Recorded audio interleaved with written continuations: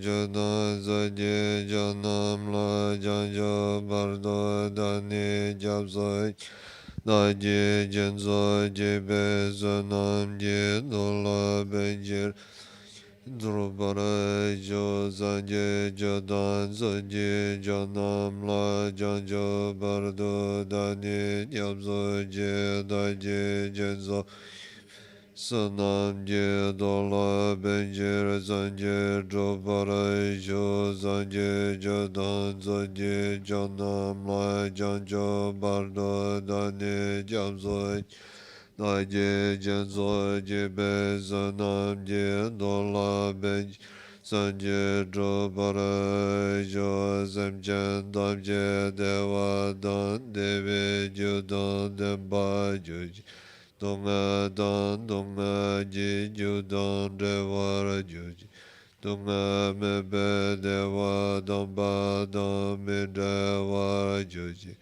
yere ja dan re be dan yun chambol ne ba ju ji ba den za ve lama rinpoche da ji je bo be me den jo Kade jamba gane jazonde Kozon doji Mundrom zando Chomdende jamba yon la jaze lo Kanje lo de ne de ne da nam da la zeve Chenye dum gun zijin zijir ni je do gale bamzik Kanda zibe zenrar mare mundu dongara jizive Rozo gana buje dase yan la duju yan denzo No dai jado nyamo nilon legi chadro de ziji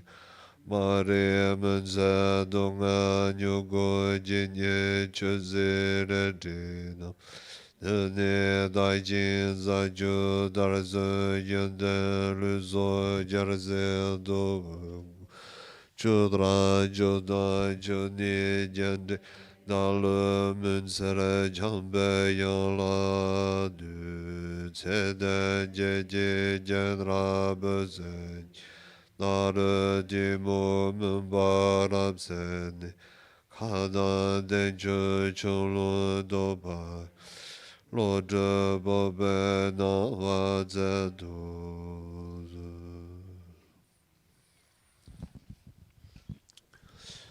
Donc bonjour à toutes. Hello everyone. Hello everyone with us online. Before picking up where we left off yesterday, there's just something to share concerning one of the questions from yesterday. Hello everyone.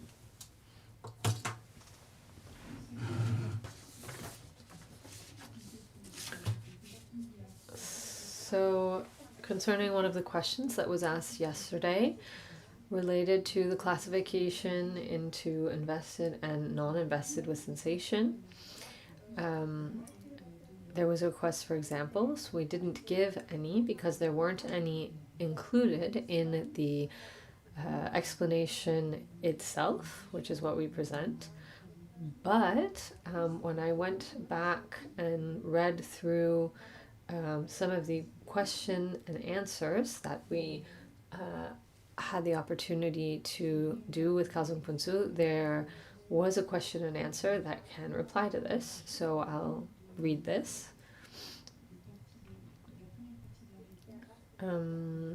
The first part of the answer to the question is a review, a reminder of what invested with sensation means, and then comes the example. The question is, it was said that visible phenomena, smells, etc. are invested with sensation. Can Khelzang Puntso explain a little bit more what this means?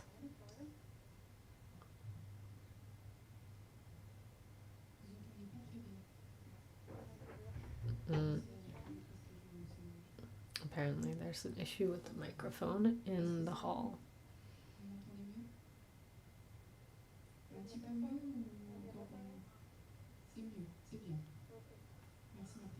Okay, all good.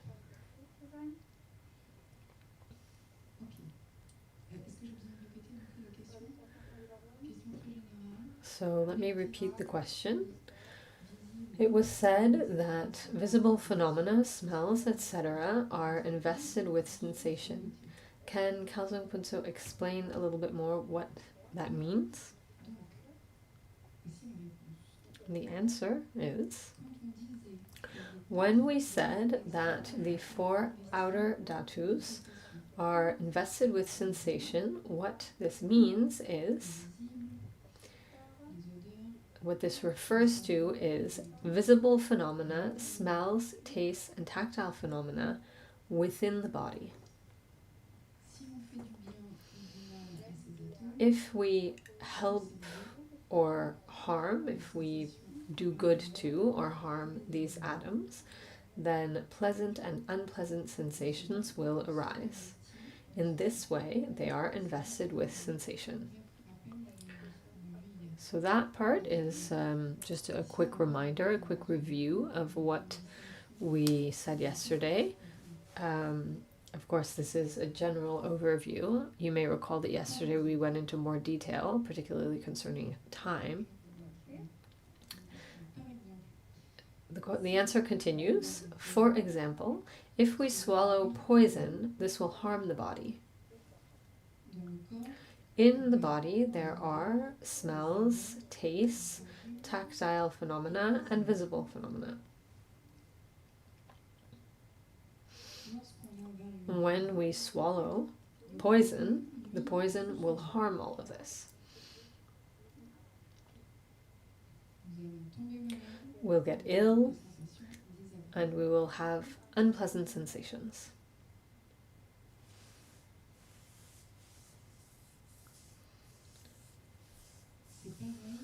Likewise, if we take harmful medicine or imbibe alcohol, this also harms the body, harms all of our inner dhatus, the dhatus of smell, taste, tactile phenomena, and visible phenomena, which was forgotten but is included.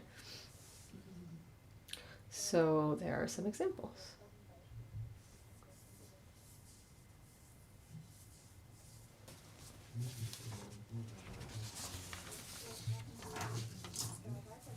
Now we'll continue where we left off yesterday. This is point 1.4, the complete classification of the dhatus. And within this complete classification of the dhatus, there are 7 subparts. We are currently looking at the 5th subpart. Yesterday, Marie shared the introductory section to this, which presented the 3 origins. And the 3 origins refers to the fact that phenomena can have their origin in 3 things: karmic ripening, growth, or a similar cause.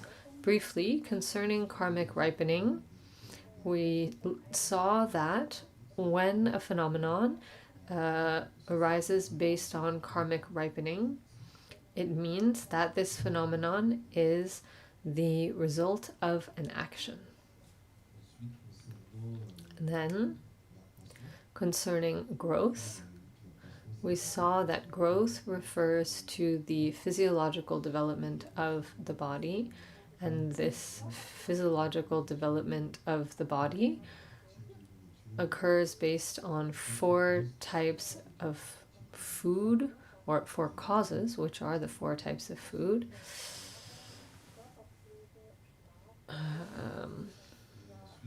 Food itself, meals, care of the body, massage, etc., sleep, and meditative absorption. And the 3rd origin is a similar cause. We saw that when a phenomenon is the result of a similar cause, this means that there is a similarity between the cause and the fruit. In order for there to be this similarity, In order to establish this similarity, two types of similarity must be present: the similarity of type or substance, and the similarity of realm of existence.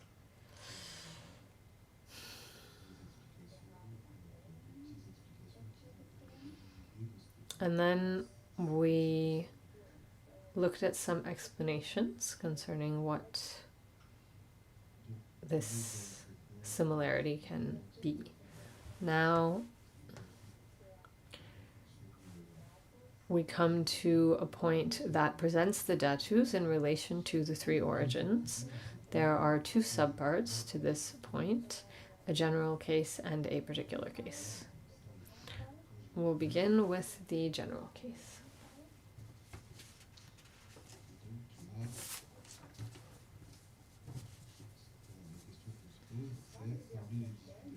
The question we're asking ourselves is, among the 18 datus, which are the result of karmic ripening?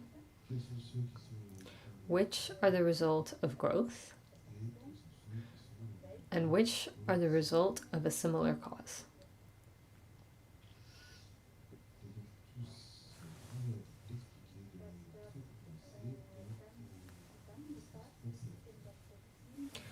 We find this in the root text, stanza 37, and the first line of stanza 38.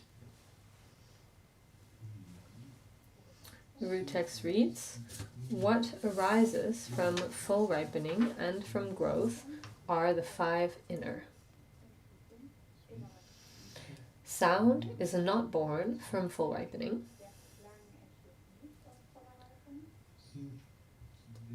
What is born from a similar cause and from full ripening are the 8 without obstruction. The others are of 3 types."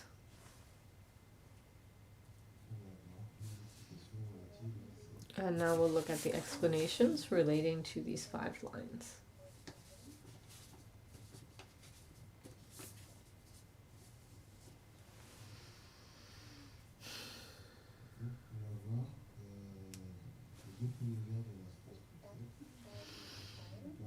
So we'll begin with the first 2 lines of stanza 37, which concerns the 5 sense faculties. It says, "What arises from full ripening and from growth are the 5 inner." The 5 inner, as we saw, this refers to the 5 sense faculties.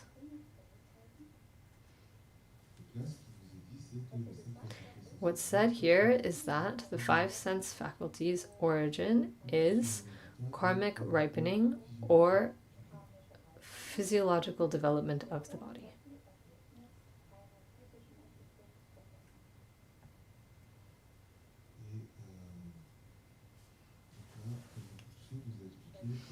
Khelzang Puntso explained here that these 5 faculties are made up of atoms. However, the atoms that are born from karmic ripening and the atoms that are born from growth are not the same.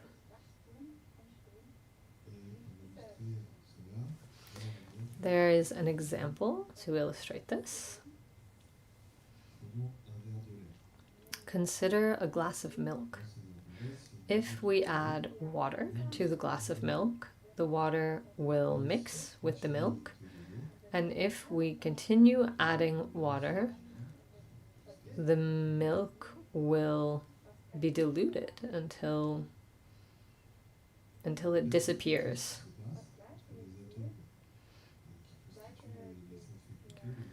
The same thing happens with atoms arising from karmic ripening and those arising from growth. The atoms arising from karmic ripening are like the milk, and when we add atoms of growth, those that come from consuming the 4 types of food, these growth atoms are like water in the example. Little by little, the atoms of karmic ripening disappear and are replaced by atoms arising from growth.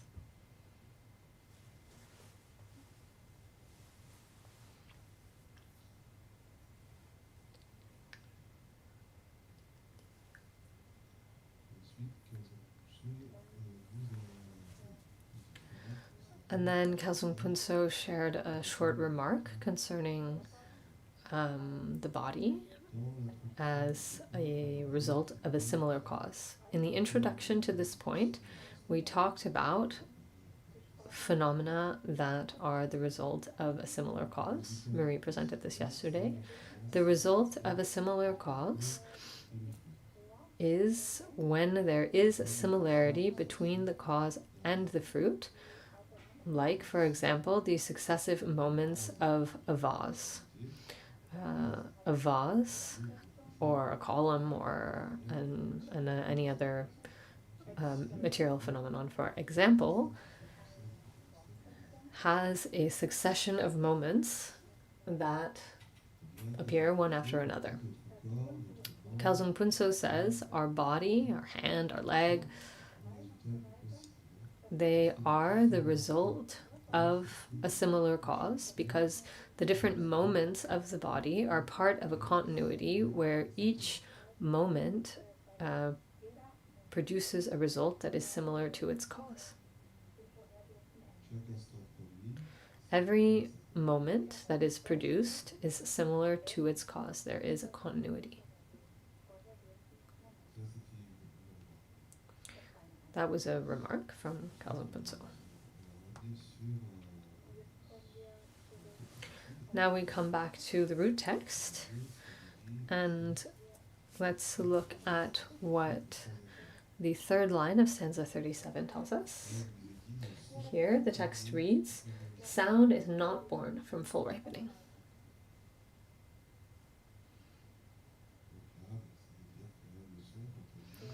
This means that sound is not the fruit or result of karmic ripening, and there is some debate concerning this subject.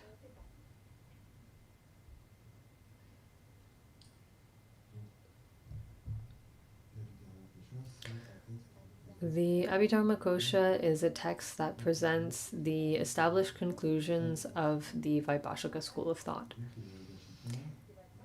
The Vaibhashika say in this third line that sound is not the result of karmic ripening. And there are two reasons for this.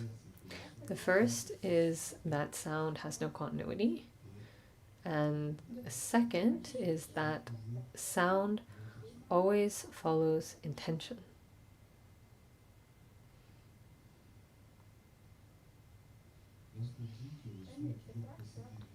When we say that sound is always preceded by intention, this means that before shouting, for example, we choose to do so. If we want to shout, we shout.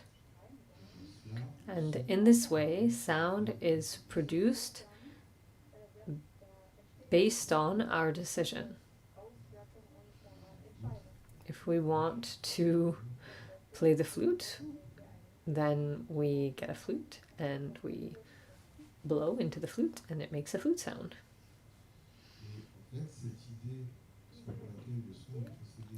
However, this idea that sound is preceded by intention is incompatible with karmic ripening.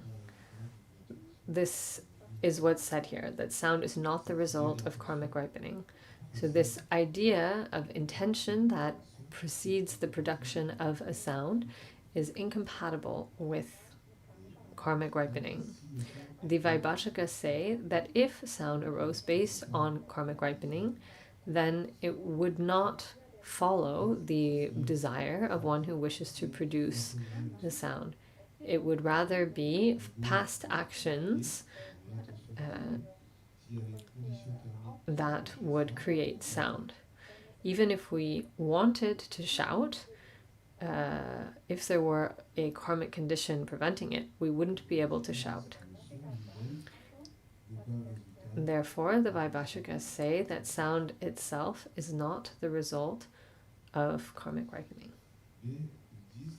But they say that actions fashion sound, mold sound. There's a story given to illustrate this from the time of Shakyamuni Buddha. There's a debate about this concerning the origin of sound. At the time, there was a monk called Little Body. This monk sang praises to the Buddha, and he had a very melodious voice. So melodious that lions, horses, goats, sheep, elephants, cows, they all approached him to listen.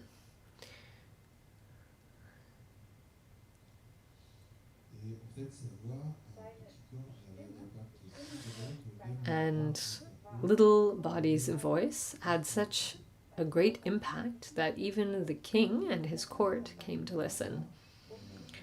The king asked the Buddha how it was possible for Little Body to have such a melodious voice. The Buddha replied that a long time before, the monk, Little Body, had offered a bell with a perfect sound to or before a stupa containing the relics of a Buddha. And due to this offering, Little Body had inherited, we could say, this extremely melodious voice. So in this case, the Buddha says that this melodious voice is a result of karmic ripening. It is the consequence of an action. And so then there is a debate. There was a monk who said that this sound, the voice of Little Body, is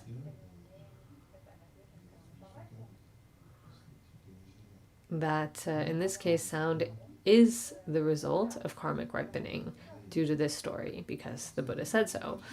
And then another person, a Vaibhashika, replies that that's not what the Buddha meant, that it was necessary to understand something else. And according to this Vaibhashika, the melodious voice was not the karmic ripening, but rather the throat, the vocal cords. In fact, the vocal organ is the result of the past action. Because Little Body had an excellent vocal organ, he was able to produce these very melodious sounds. But the sound itself did not arise based on karmic ripening.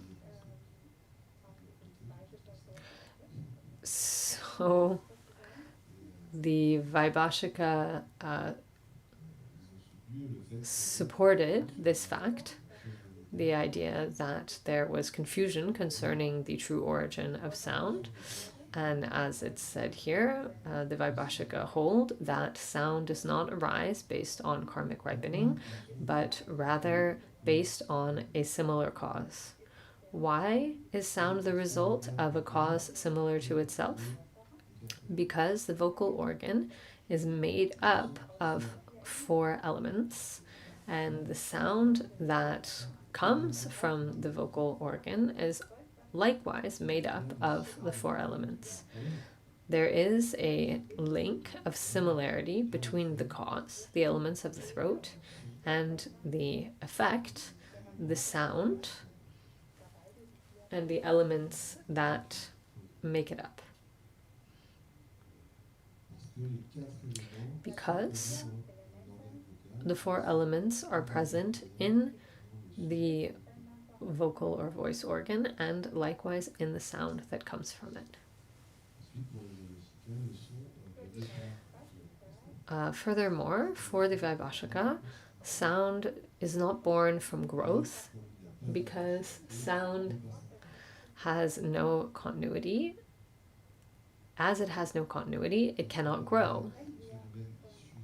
When we talk about phenomena arising from growth, this refers to phenomena that can grow based on food, sleep, care of the body, and meditative absorption. Sound is not a part of these phenomena that can develop physiologically based on the four types of food. Nourishment. The four types of nourishment. That's better.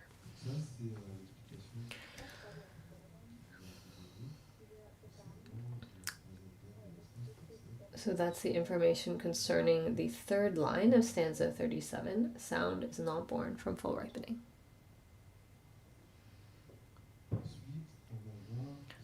Next, we come to the explanations of the fourth line of stanza 37 and the first line of stanza 38, which say, "What is born from a similar cause and from full ripening are the 8 without obstruction."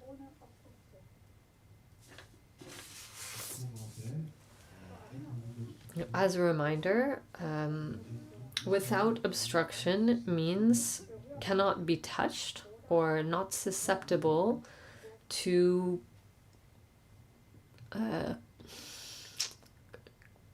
contact or collision.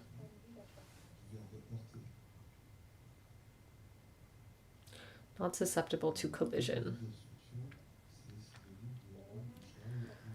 This term, without or lacking obstruction, is a synonym for not touchable or not susceptible to collision. We looked at a classification earlier on. So we're in the section that is the complete classification of the dhatus. There is a subsection called the classification into 2 categories. And one of these is, or the first is the classification into showable and non-showable. And the second subsection is classified into endowed with obstruction or lacking in obstruction. That refers to stanza 29, which I don't have in front of me, but you can check your documents.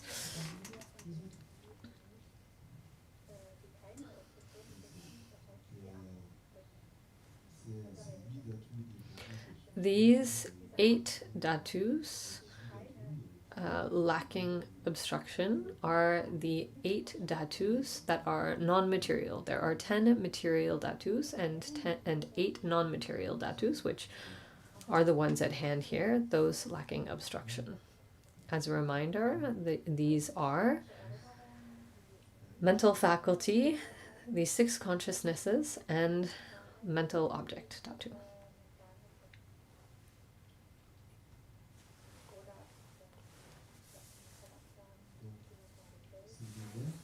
These 2 lines that we just read, the fourth line of stanza 37 and the first line of stanza 38, mean that among these 8 dhatus lacking in obstruction, some are the result of a similar cause and others are the result of full karmic ripening. As we saw, when we talk about full karmic ripening, this refers to what is projected by past actions. Among these dhatus that are lacking in obstruction, some are the result of karmic ripening. In general, the consciousnesses and conditioning phenomena associated by similarity with mind, sensations, distinctions, and the other mental events. We'll look at all this in detail in chapter 2. In any case, in general, the consciousnesses and the mental events are the result of a similar cause. However, certain consciousnesses and certain conditioning phenomena associated with mind are the result of full karmic ripening. They are a result projected by past actions. There are no further explanations for this section. We can just remember this. There are consciousnesses and mental events that are the result of actions that are projected by past actions.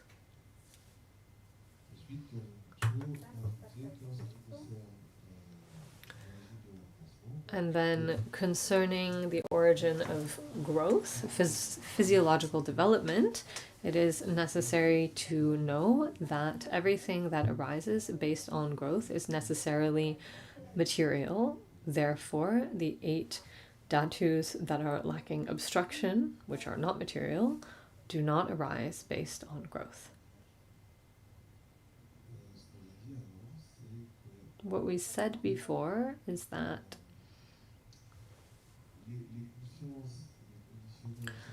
the consciousnesses and the conditioning phenomena associated by similarity with mind, the sensations, the distinctions, and other mental events, that all of this, in general, these things are the result of a similar cause.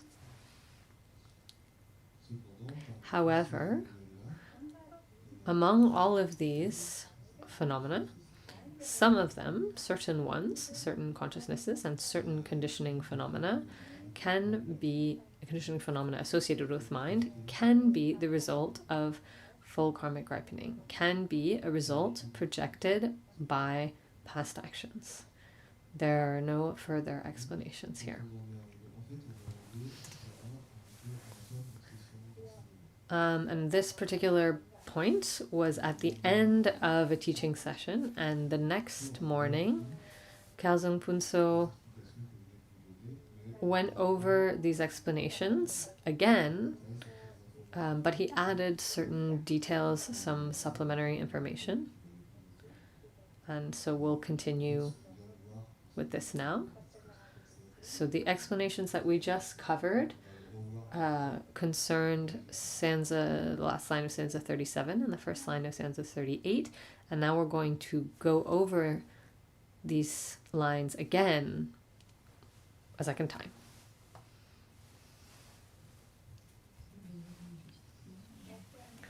Shall we take a short meditative break?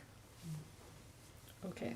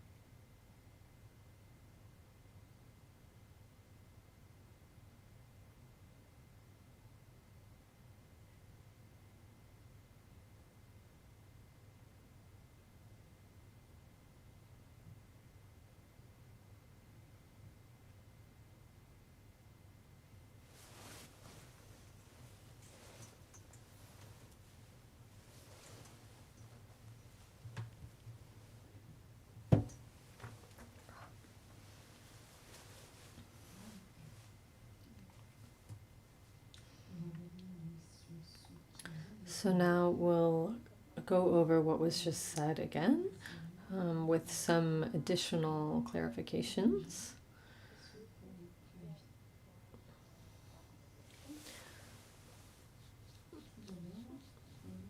So let's begin with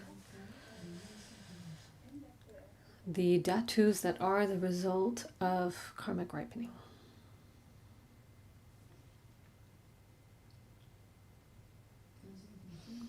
Khelzang Puntso tells us that all of the dhatus arising from karmic ripening are necessarily undefined. All the dhatus arising from karmic retribution are necessarily undefined, meaning they are neither virtuous nor non-virtuous.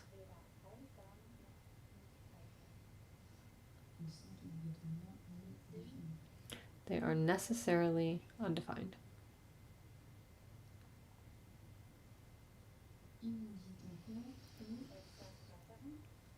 Furthermore, everything that is the result of karmic ripening is necessarily part of our personal continuity.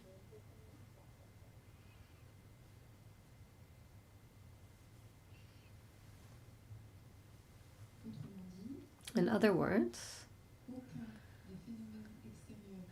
no outer phenomena, such as visible phenomena, sounds, smells, tastes, and tactile phenomena, none of these phenomena are the result of karmic ripening.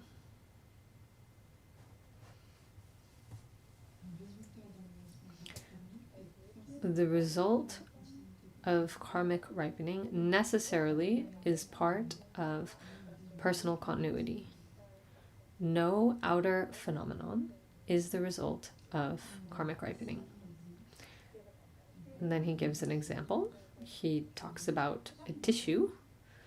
This tissue is not part of our personal continuity, therefore it cannot be the fruit of karmic ripening.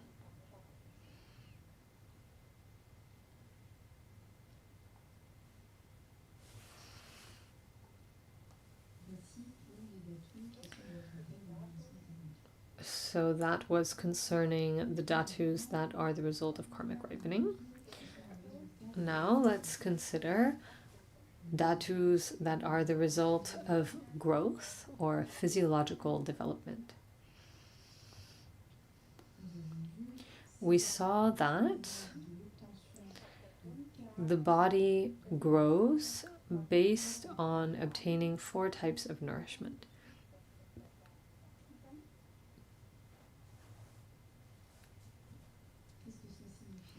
What does this mean? It means that the number of atoms in the body has increased due to the 4 types of nourishment.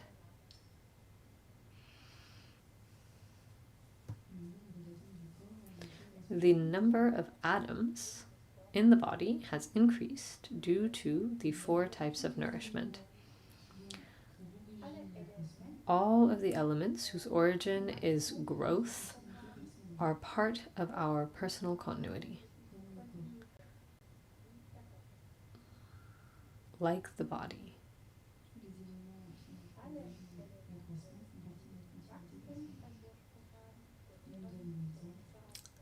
And then he gives an example.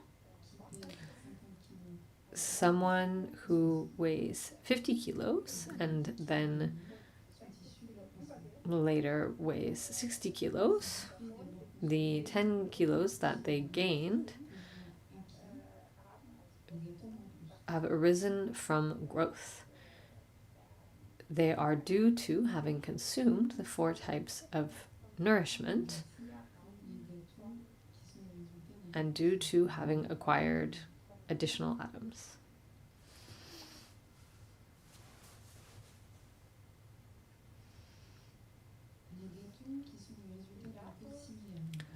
Now, concerning dhatus that are the result of a similar cause.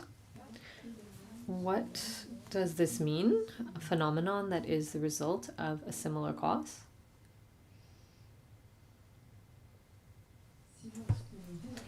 This is when the result, the phenomenon, in other words, is substantially similar to its cause.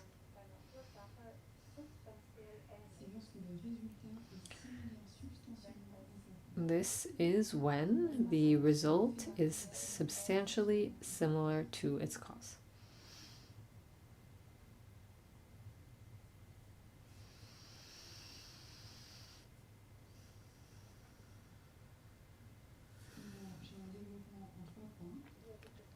Then comes a development of this in 3 points, 3 short points. The first point: all personal phenomena are the result of karmic ripening or the result of growth.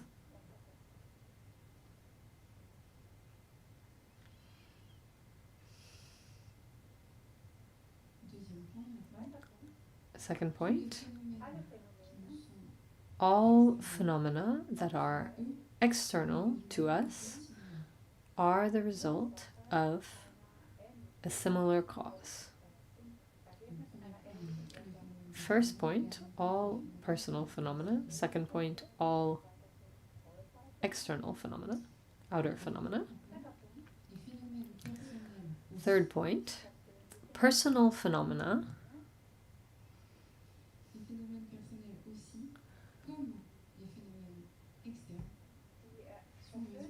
like outer phenomena are also the result of a similar cause. Let's go over it again. Personal phenomena are the result of either karmic maturation or growth. Second point, all outer phenomena, all phenomena that are external to us, are the result of a similar cause. Third point, personal phenomena, like outer phenomena, are also the result of a similar cause.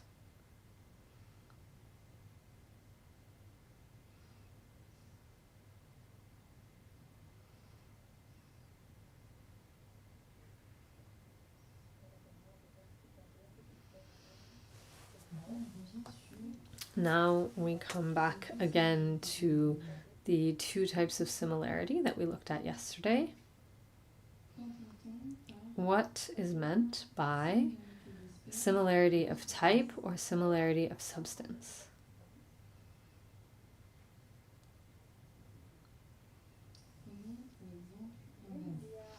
Let's consider a vase. On the basis of the vase, 2 things will be produced.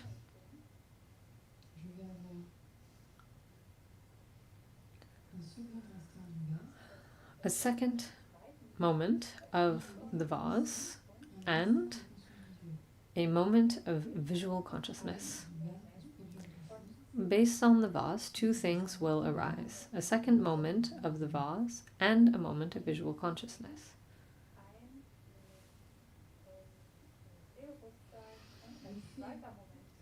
The fact that based on the vase, a moment of consciousness is produced is not a similarity of type, because we go from something material to something in the domain of mind. So in this case, there's no similarity of type or similarity of substance. However, what is meant by similarity of type, an example of this is when the first moment of the vase produces the second moment of the vase. In this case, we remain in a continuity of the substance of the vase. of vase. There is a link of similarity of type when there is a same substantial continuity, which means when a moment of existence of vase produces a following moment or subsequent moment of existence of vase, it is similar.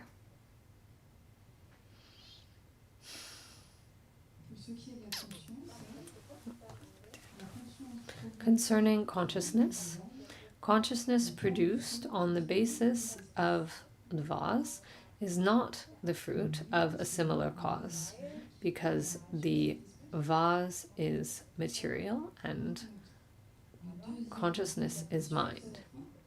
However, the second moment of consciousness, if it relies on a first moment of consciousness, in this case, there is indeed similarity of type in terms of the consciousness between the first and the second moment of consciousness.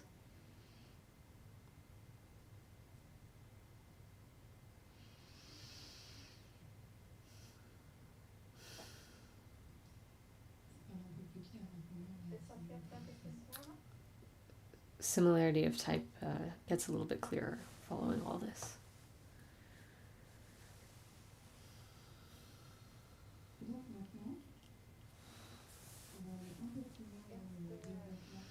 So now we'll continue the development concerning the three origins. So we'll consider phenomena arising from the three origins, and we'll play a game of four combinations. A game of combinations. I don't know if there's four. Three combinations.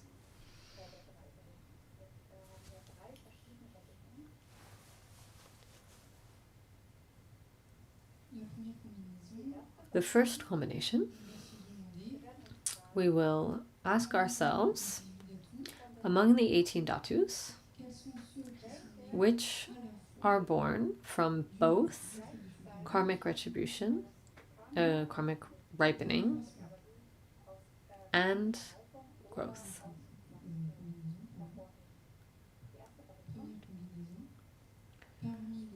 Among the 18 dhatus, which are born from both karmic ripening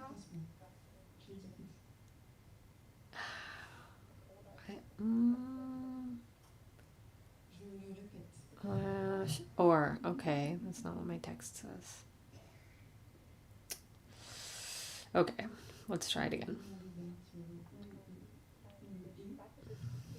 Apparently it's or, not and.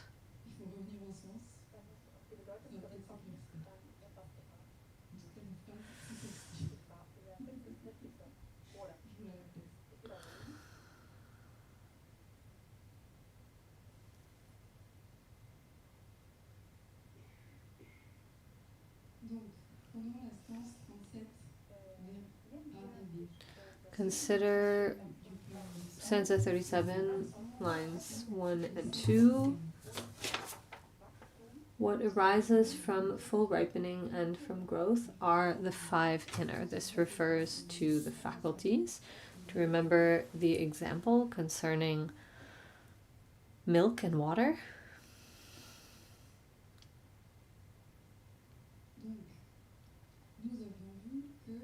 We saw that the five sense faculties can be the result of karmic ripening or growth.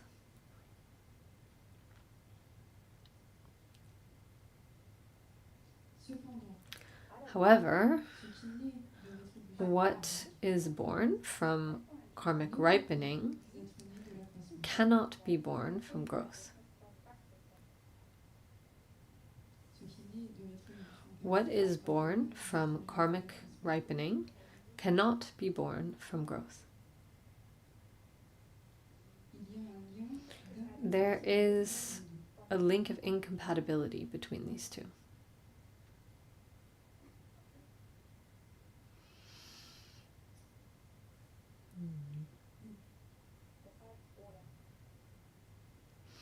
Thus, the or rather than and. For example,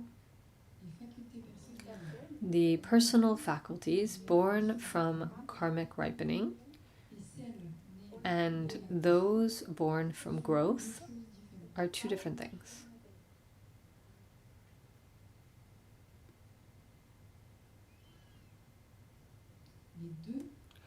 Both are or were present within us. Both are or were present within us. We're talking about faculties born from karmic ripening or faculties born from growth. Both were or are or were present within us. So concerning the question, among the 18 dhatus, which are those born from karmic retribution or growth? The 5 sense faculties. That's the first combination.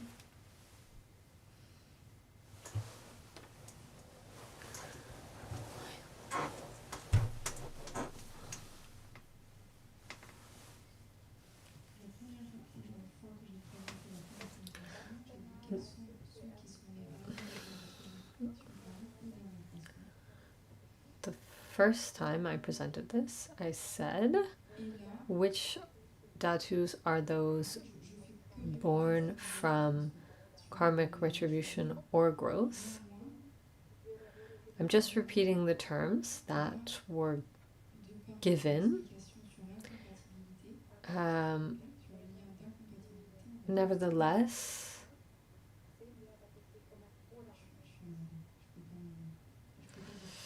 so the first time we read this combination, it said, which are those dhatus born from karmic ripening and growth? Nevertheless, we can understand that the meaning is or. Sounds like someone's trying to clarify their question.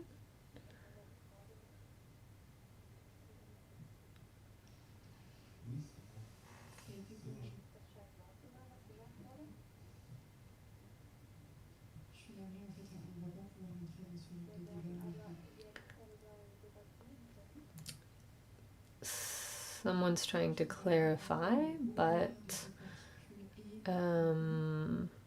we only have half the conversation. In any case, there's some concern or consideration about whether and or is the correct term in this case.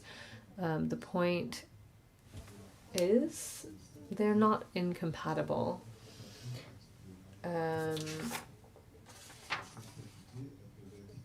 The root text says, what arises from full ripening and from growth are the 5 inner.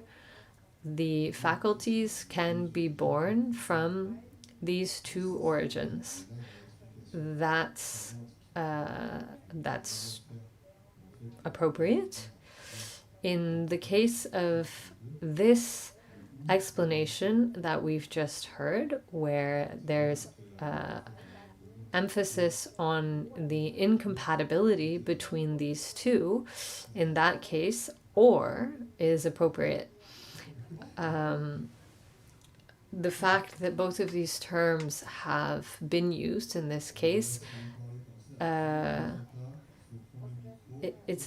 no need to get worked up about it. Right now you're talking and without a microphone, people can't hear, so it's difficult to have an exchange.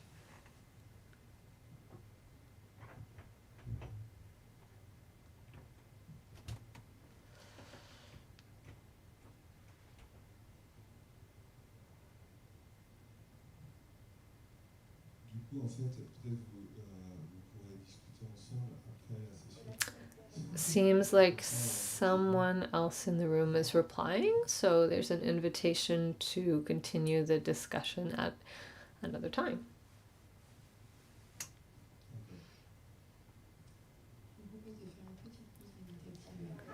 I propose we take a short meditative break.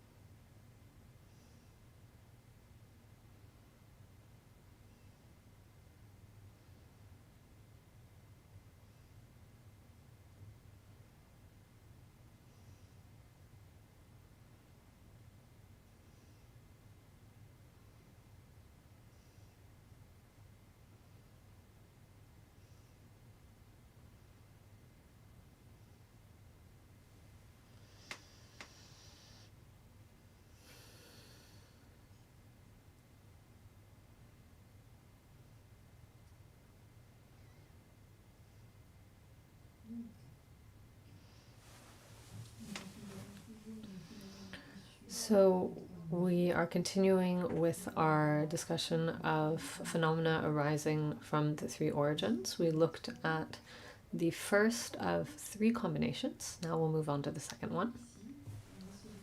So now we will ask ourselves, among the 18 dhatus, which are born from growth and a similar cause? Which are born from growth and a similar cause?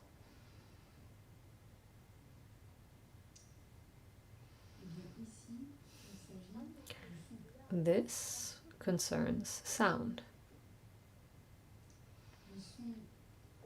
Sound is the fruit of growth,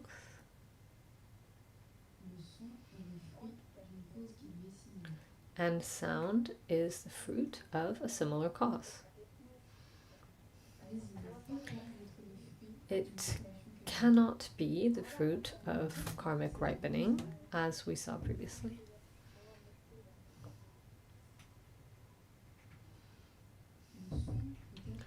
Sound can be the result of growth, of physiological development. For example, if one's body is big, then they'll be able to make big noises. If one has a frail body, then they will make small sounds. The amount of atoms of sound that are emitted depends on the size of the body. In this way, sound arises from growth.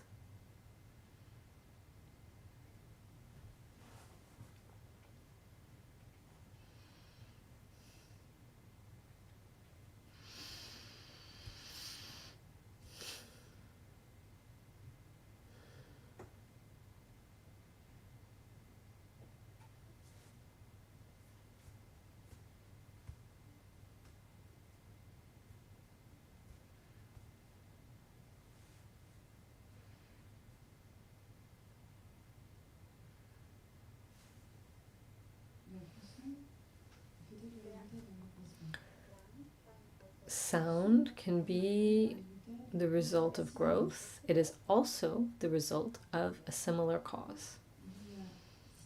There is similarity between the inner elements of the throat and the derived elements of the sound that come from it. There is a similarity between the inner elements of the throat and the derived elements that come from it. Therefore, sound has two aspects. It can be the result of growth or a similar cause. This is what is said in stanza 37. Sound is not born from full ripening.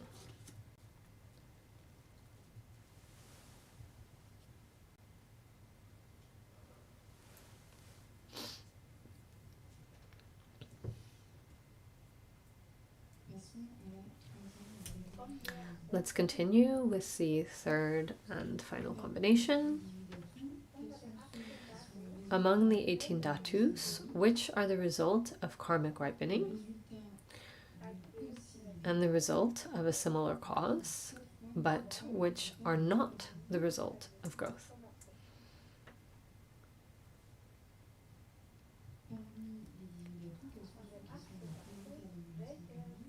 Among the 18 dhatus, which are the result of karmic ripening and the result of a similar cause?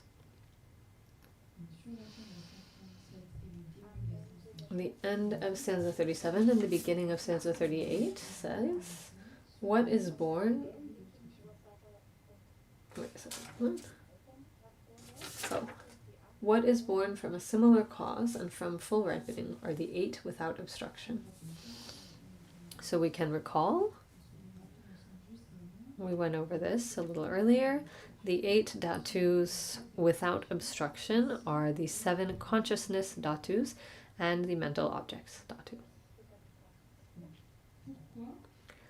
Why are these 8 dhatus without obstruction not born from growth?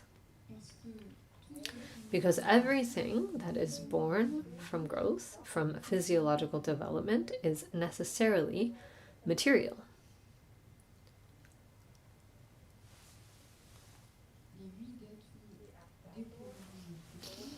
The 8 dhatus without obstruction are non-material.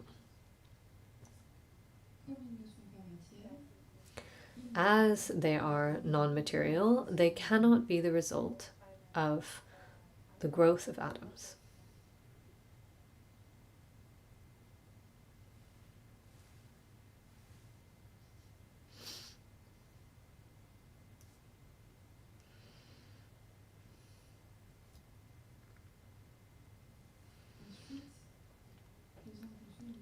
Then Khelzang Puntso continues, everything that is the result of karmic ripening is necessarily the result of a similar cause.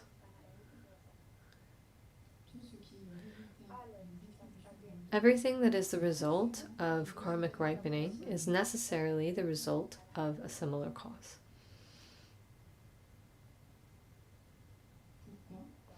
Why? Because everything that is the result of karmic ripening is the fruit of a previous moment.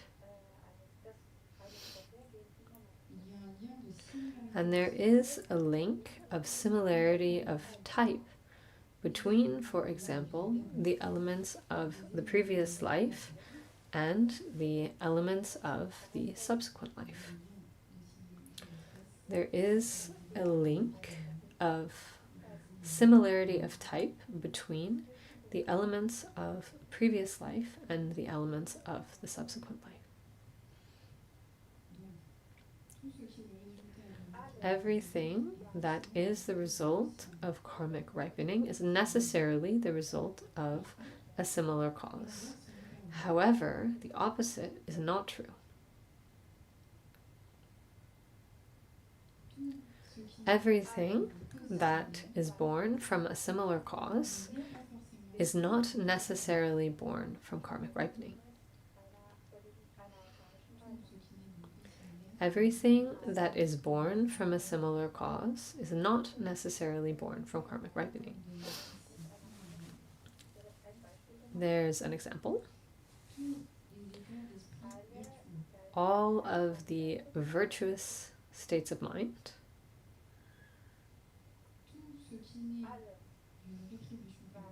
once again, everything that is born from karmic ripening is undefined. Therefore, it cannot be virtuous or non-virtuous.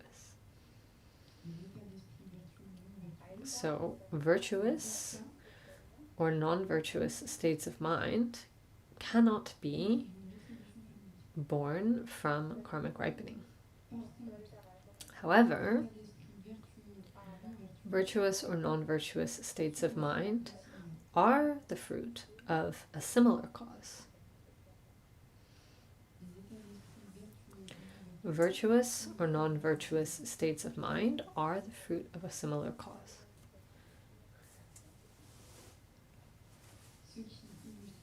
Which illustrates that everything that is born of a similar cause is not necessarily born of karmic ripening.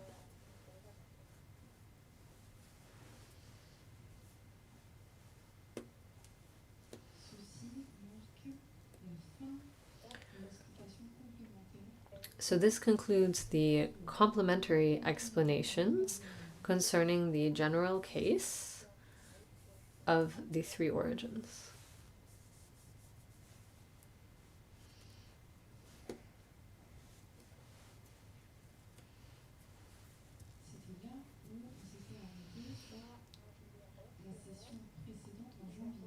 This is where we left off.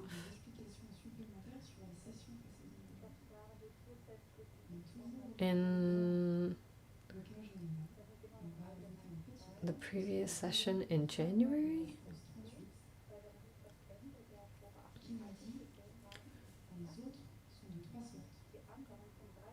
Okay, so then there's another section that continues. The others are of three types.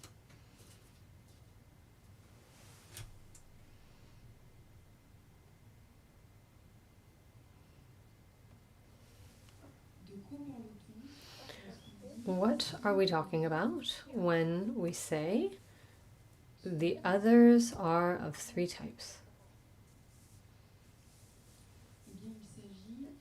This concerns visible phenomena, smells, tastes, and tangible phenomena, tactile phenomena.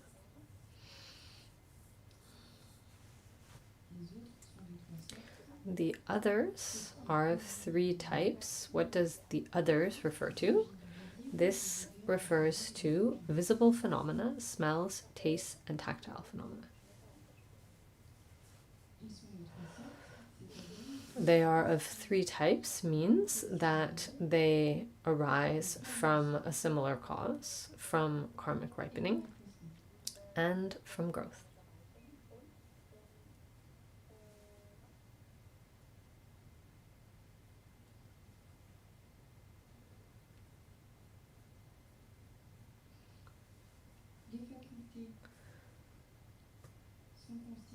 The faculties are made up of visible phenomena, smells, tastes, and tactile phenomena. They are born from karmic ripening.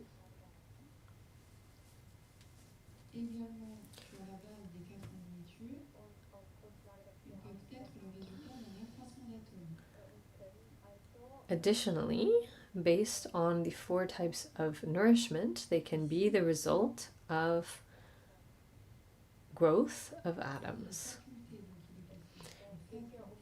We are talking about the faculties here. The faculties are made up of visible phenomena, smells, tastes, and tactile phenomena.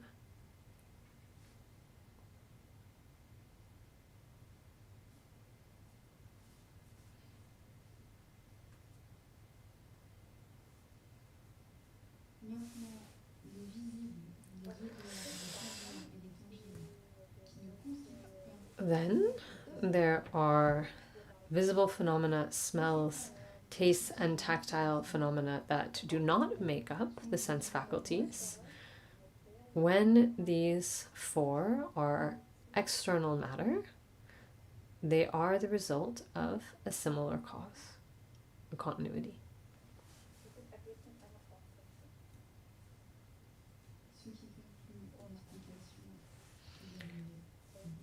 This concludes the explanation of the line. The others are of 3 types.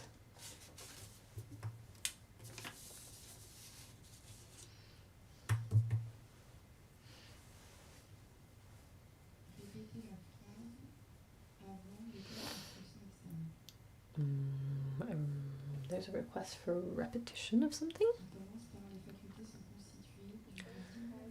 The faculties are made up of the visible phenomena, smells, tastes, and tactile phenomena. They are born from karmic ripening. Also, based on the 4 types of nourishment, they can be the result of growth of atoms. Here we are talking about the faculties, which are made up of visible phenomena, smells, tastes, and tactile phenomena.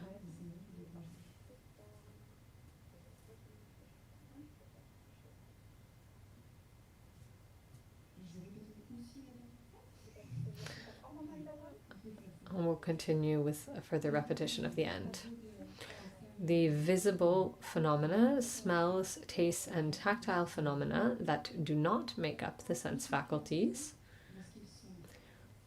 Concerning these 4, when they are external matter, once again, visible phenomena, smells, tastes, and tactile phenomena, when they are external matter, they are the result of a similar cause, a continuity.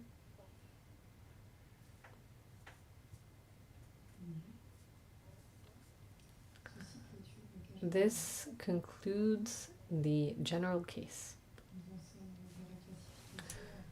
So we're currently looking at the complete classification of atoms, more particularly the 5th point concerning the 3 origins. We just concluded the first sub-point on the general case.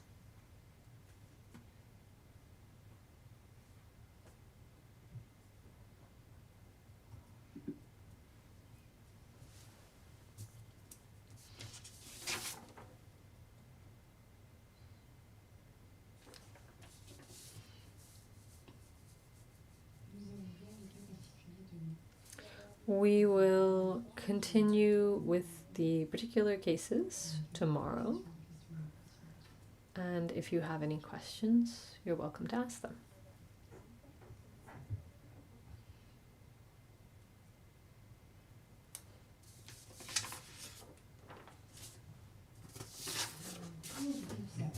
I'm struggling with something here. The fact that sound has no continuity, I am having trouble integrating this. That's normal.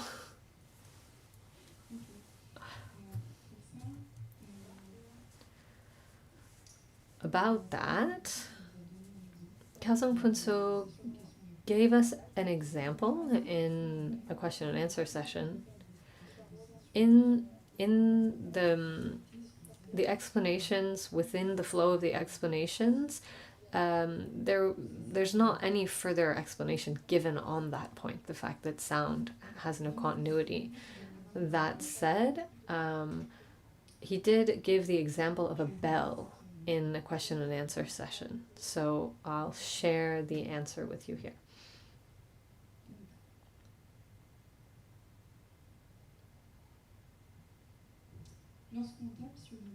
When we tap a bell, this creates a long sound.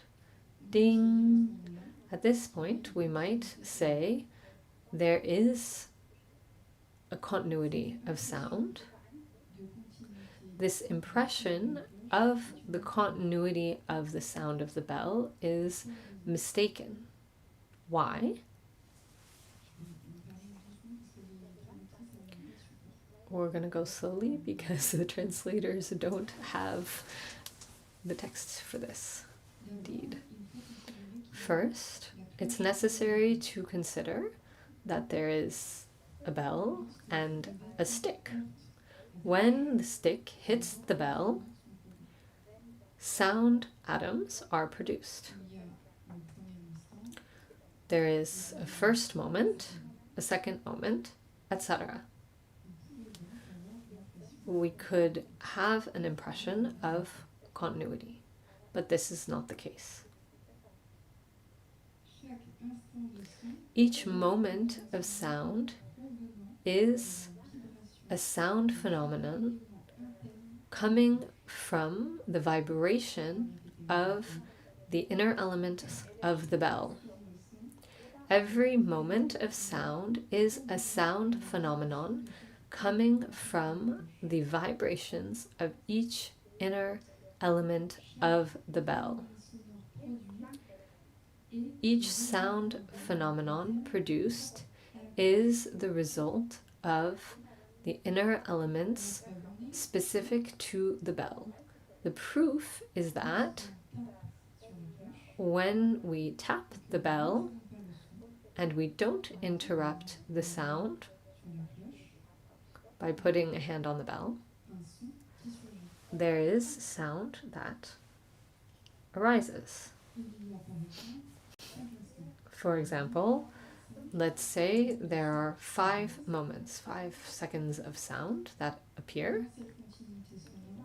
In this continuation of sound, each moment of sound is not dependent on the preceding moment of sound. In this continuation of sound, each moment of sound is not dependent on the preceding moment of sound. For example, the second moment of sound is not the result of the first moment of sound. The first moment of sound is not what produced the second moment of sound.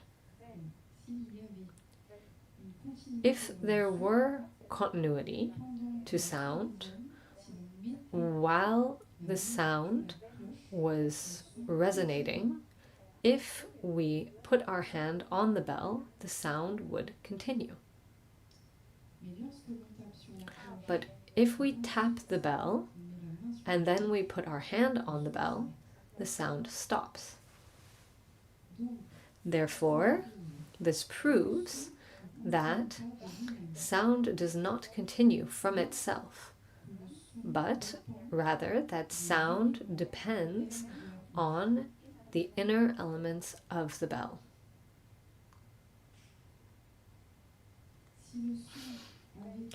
If sound had continuity, then putting a hand on the bell could not stop the sound. Khelzang Puntso concludes by saying, this demonstration is valid for all sounds. That clarifies, doesn't it?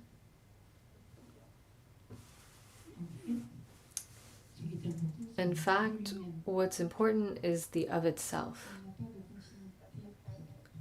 It doesn't have its own continuity. I have another question. It's the fact that we practice meditative absorption that makes us grow?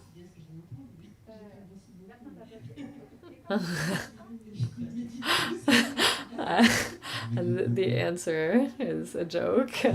I haven't gained much weight. Sylvain meditates more than me. No, more seriously, indeed, meditative absorption is among the 4 types of nourishment. It's fine, you can joke at my expense, says Sylvain. Just another thing that we can share concerning sound, another explanation given at another point. It's a little shorter, but it shows why sound has no continuity. On the basis of earth, clay, a potter will make a vase. And once the vase has been formed, it doesn't need the potter to continue. It continues on its own.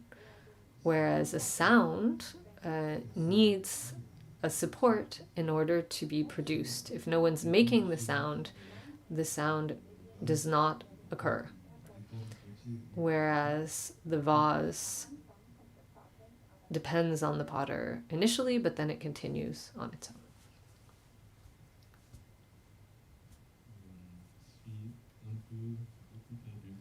I'm somewhat lost.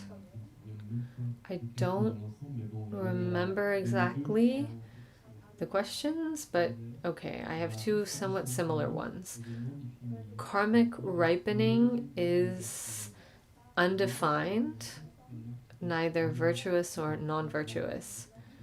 I thought that a virtuous act produced a virtuous effect. I understand that it's undefined because I understand that the result is either virtuous or non-virtuous, but that's not what's said here. No, virtuous acts produce a pleasant experience in the 3 realms. Non-virtuous acts produce unpleasant experiences within the 3 realms, but they don't produce virtue. The result of karmic ripening is undefined. If a virtue produced another virtue, or a non-virtue produced another non-virtue, that would be a similar cause. But concerning the origins, in the 2nd chapter, there's a really detailed explanation concerning the 6 causes, the 5 fruits, and the 4 conditions. And there we'll get all of the explanations in order to understand, notably karmic ripening, and also a fruit that resembles its cause, a cause that's similar. There are a lot of explanations that will clarify what we're looking at now. Similar to what I said yesterday concerning the composition of matter. Why are the faculties made up of visible phenomena, smells, tastes, and tactile phenomena? In fact, the faculties are made up of atoms. For those who've studied the Khejuk, you're familiar with this. There are atoms of smell, taste, tactile phenomena, visible phenomena. When we say that the faculties are made up of these phenomena, this refers to this, that will be explained in the 2nd chapter very clearly. I have another question also in relation to karma, but maybe it's obsolete.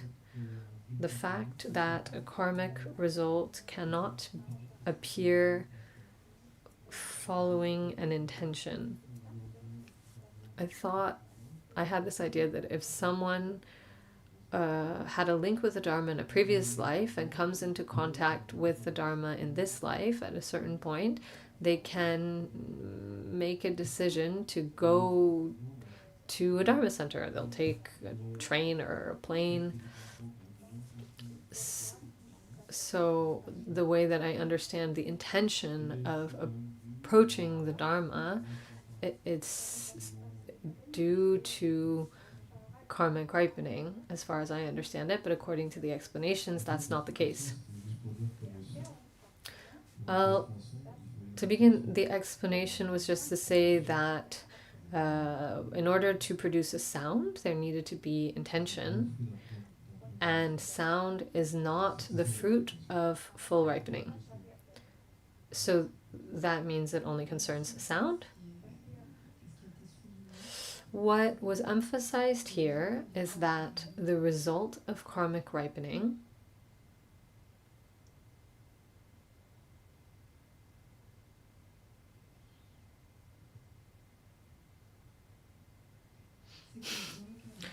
in the context of sound, sound is not born from karmic ripening. It follows intention. We can deduce that the result of karmic ripening, as we saw in the section with further clarifications, this result of karmic ripening is necessarily part of our personal continuity.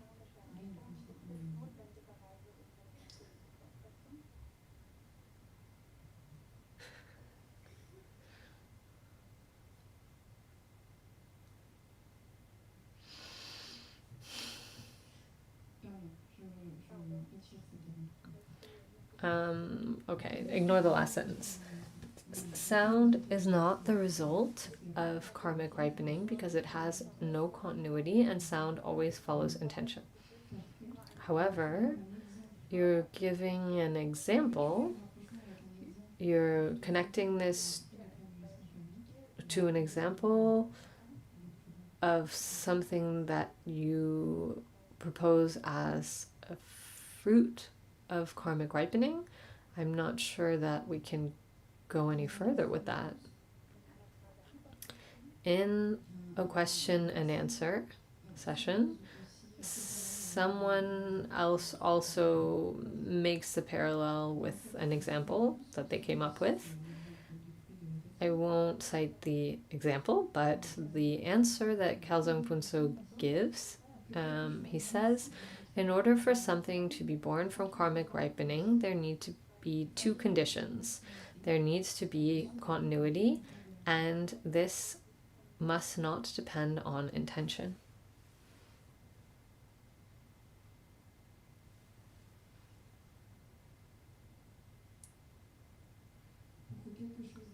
In order for something to arise from karmic ripening, there must be two conditions. There must be continuity, and this must not depend on intention.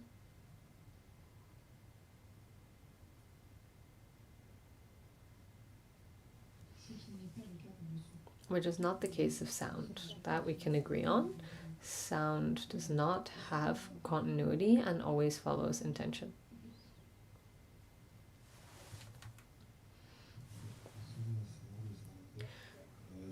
That's our time for today.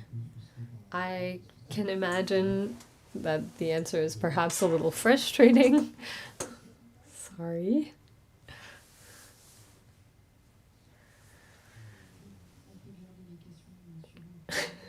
You can hang on to your questions for tomorrow. Sanamdi tamche zepani tamye nepe chanam pamchene kegana chi bala chupai sibe sore chowa sho.